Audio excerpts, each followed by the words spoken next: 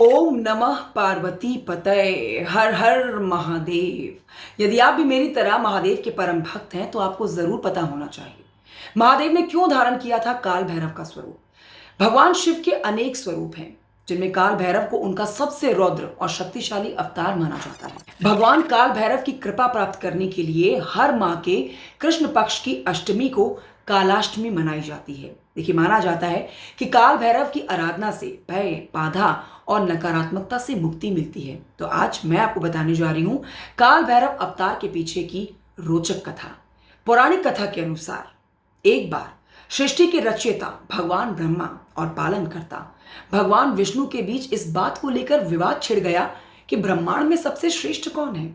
विवाद इतना बढ़ गया कि समाधान के लिए स्वयं महादेव को हस्तक्षेप करना पड़ गया।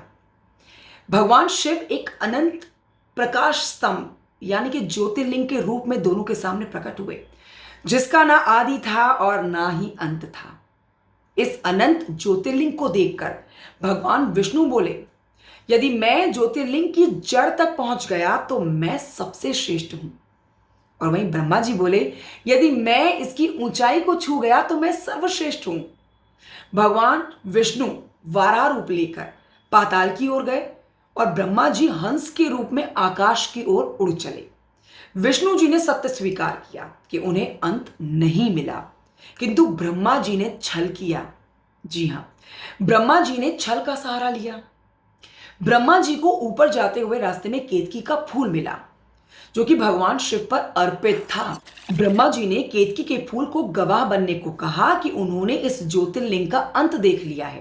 केतकी के फूल ने ब्रह्मा जी की बात मान ली। ब्रह्मा जी ने केतकी के फूल को लेकर वापस विष्णु जी के पास जाकर कहा कि उन्होंने ज्योतिर्लिंग का अंत देख लिया है और केतकी का फूल उनके साथ रहा है। सत्य के प्रतीक महादेव से भला क्या छिप सकता था।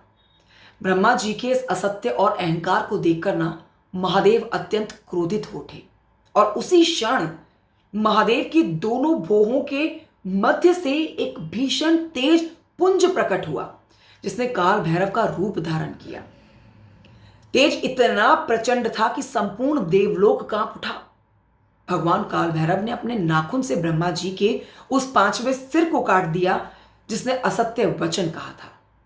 लेकिन आप जानिए कि ब्रह्म हत्या का पाप लग गया। ब्रह्मा जी का सिर काटने के कारण काल भैरव पर ब्रह्म हत्या का पाप लगा। प्रायश्चित के लिए वो कपाल यानी कि ब्रह्मा जी का सिर हाथ में लेकर तीनों लोकों में भिक्षाटन करते रहे।